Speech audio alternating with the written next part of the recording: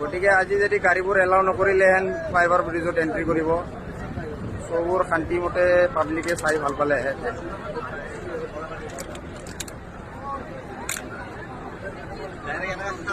যাই কিনে এনেকুৱা ডাইৰেক্ট হেয়া পেলাই দিওঁ।